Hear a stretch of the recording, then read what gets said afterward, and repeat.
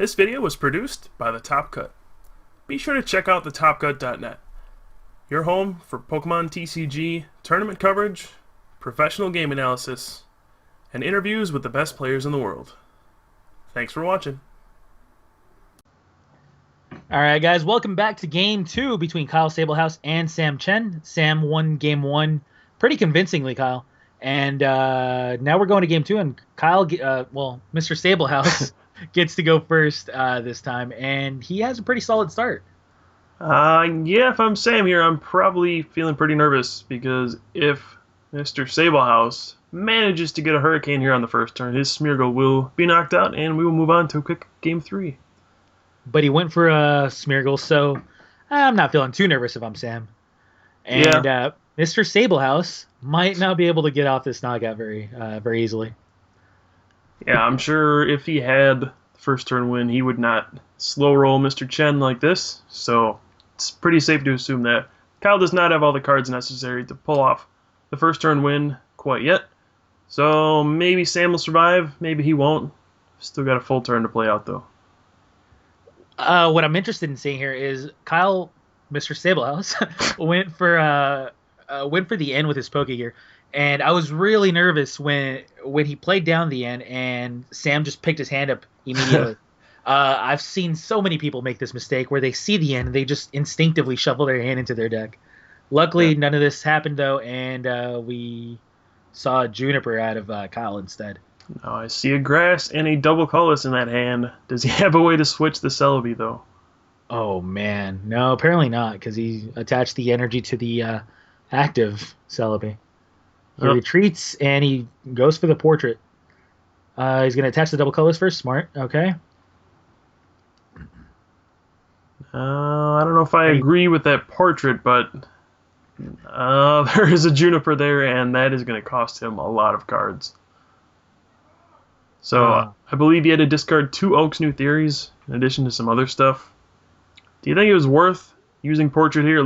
It seems kind of greedy in my eyes. He's still trying to go for this first turn knockout, but was it really worth going for it like that? I didn't really get a good look at Kyle's hand. What I like about, or I shouldn't say that. What I should say is the only times that I actually like to get greedy is when I feel like I'm in a bad, I'm going to be in a bad position in the next few turns. So, for example, in Kyle's position right now, I don't feel like he's going to be in bad shape at all. He's got a reasonable setup. His opponent only has a Smeargle, so his opponent probably won't be able to get an attack off. I mean, he should be a favorite to win this game. So I don't really like reducing my resources. Being more vulnerable to end later in the game because I just got rid of a bunch of Professor Oak's New Theories, etc. So we'll have to see what happens. But either way, Sam played a Pokemon catcher and captured up a Celebi. Then he portraited, I guess. Yeah, and looks like Kyle only has a Juniper. So Sam actually had 3 Junipers in his hand, which all just went to the discard pile.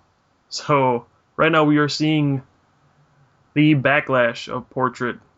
It's a high-risk, high-reward card, and we are seeing the risk part really come into play here. Yeah, but either way, I really like, obviously, Sam's portrait was ideal. He needed to portrait there. He's in a bad spot, and even if you do get a little unlucky with only having to get a Juniper out of your opponent's hand, it's still fine. At that point, you just really want to be able to use any type of supporter there and get yourself back in it. So I think this is the first time in a long time I've seen on the first turn, both players already have like 3 or 4 supporters in their discard pile. Kyle has, a Juniper and 2 Oak's New Theories and 2 Ends and a Collector, all in his discard pile from the first turn. That's kind of ridiculous when you think about it. And now Sam has 3 Junipers, so we might enter a pretty scrappy game where both players just kind of struggle to draw stuff. All I know is you need to watch a few more of Michael Pramawat's games if you want to see what a real turn 1 looks like. But either way, we see a Tornadus come down from a dual ball, an Expedition dual ball, mind you, and which is fine. This is obviously exactly what Sam wants to do, and he shows us his hand. I see only a Grass Energy and a double colorless. That's his discard pile, actually. His discard pile. And Kyle showing us as well. So yeah, this is exactly what I pointed out. That's a ton of supporters already gone for both players. and this is going to be an ugly game, I think. Yeah, one thing you want to keep note of is you want to see your as a player, for example, in Kyle's shoes, you want to see that he already discarded one of his double colorlesses. So you really want to keep a good eye out for that because most of your games, the scrappy ones, come down to double colorless energies in the discard and how many you have available. So either way, we see. Did he tail wrap? He simulated what it would be like if you Okay. used tail wrap. I was gonna say, well, I don't see the energy anywhere, but all right, For the record, he got 2 heads. must be nice. At that point, Celebi becomes a real threat if you play the Prism energy, which you don't. All right, so we did see a grass come onto Tornadus and then a forest breath onto Celebi, so he will be able to retreat and hurricane this turn. We'll take the first prize, which will be a big advantage, but I don't see anything for Kyle to move the energy to. So really all he's got is that Tornadus. Clearly, you underestimate Smeargle's ability to attack. I guess so. All right, so Kyle does take the first prize here. Even though he doesn't have an energy or a secondary attacker yet, he's not in the worst shape because obviously, there's a revive, bringing back the fearsome Smeargle. You better But either put some way, damage counters on that Smeargle. You only get half its health back with that revive. I like how he actually has a proxy for the revive too. Or Yeah, you actually do need a current version of it because the text on that old revive is so much different. It's like actually almost a completely different card. It just says revive, so you can still use it. But you actually do need the newest version in order to play it. So he has it with him. He's prepared. See, what's interesting here though is he plays a Sky Arrow while discarding a switch. So you know how Kyle last game decided to play the switch and just not give his opponent access to the Sky Arrow? He shows his 4 Professor Junipers. Well, this time Sam took a different line where he actually got rid of the switch and he just went for this straight Sky Arrow. Maybe it's just because he's so far behind, or not so far behind, but because he's behind that he knows that he can't really get fancy with these tricks. I think it was a different situation here too. He had not used Forest Breath yet, and he had the Junipers, so he just wanted to make sure he could retreat. So there was no point in playing the switch first because he wants to be able to Forest Breath, which is what he just did. And he'll play catcher, and it looks like he'll get a prize. Oh no, not Smeargle.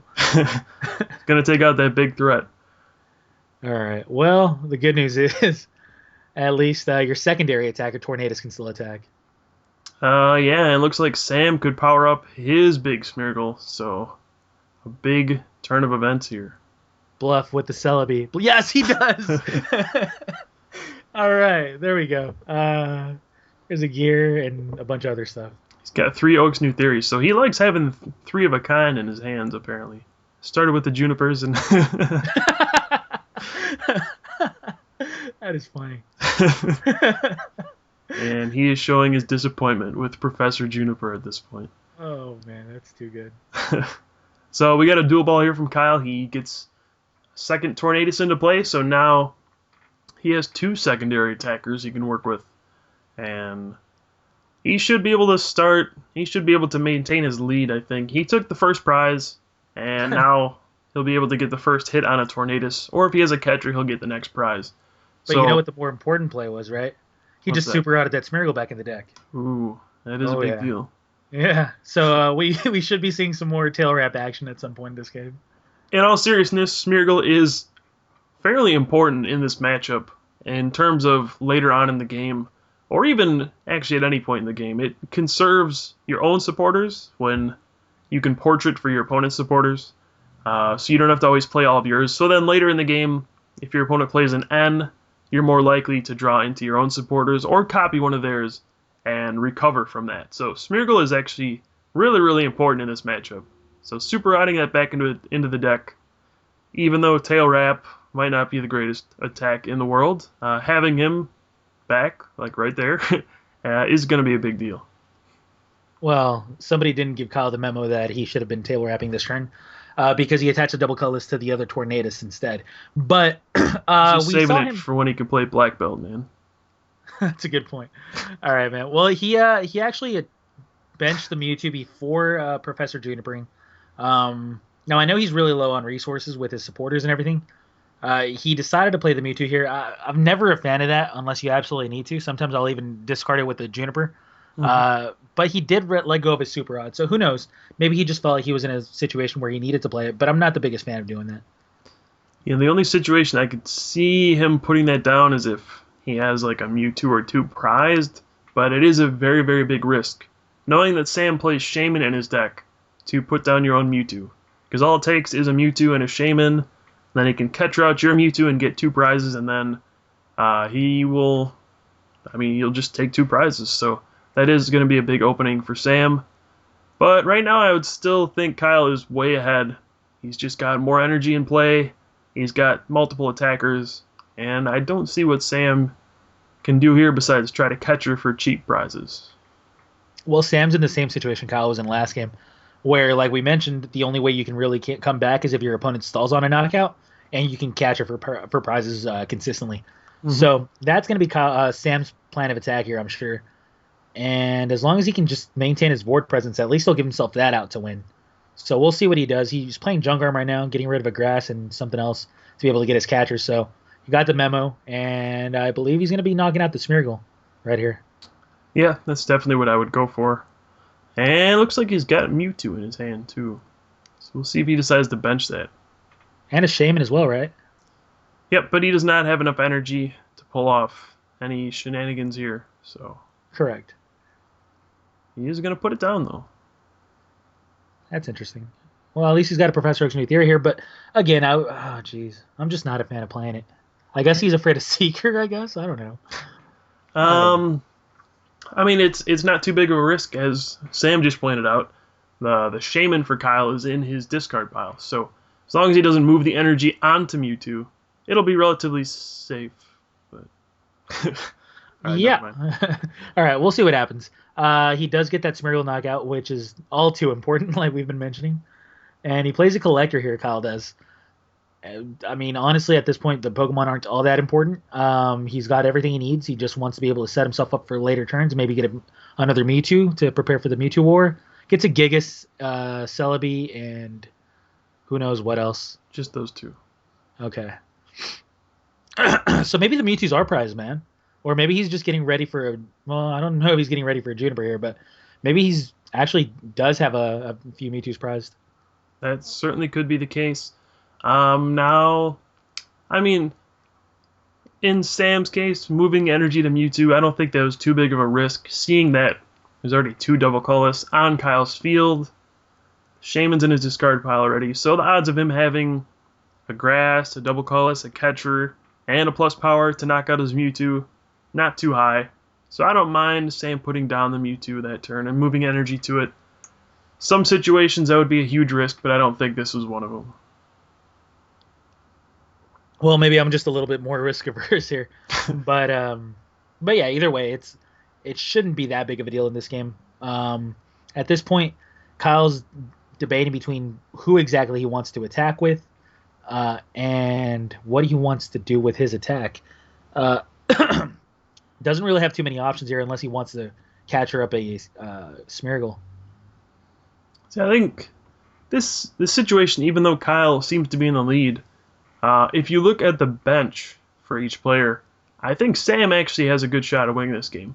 The difference between the two players is that Sam only has one easy target, which is Smeargle. I guess now Tornadus qualifies as one of them because it only has 30 hit points left. But if you look at Kyle's field, he has two Celebes, which are prime catcher targets.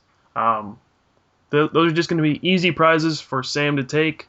And now we're tied at 4 prizes each because Kyle didn't take a prize that last turn. And if Sam pulls off the catcher Shaman onto Kyle's Mewtwo, he can go down to 2 prizes here.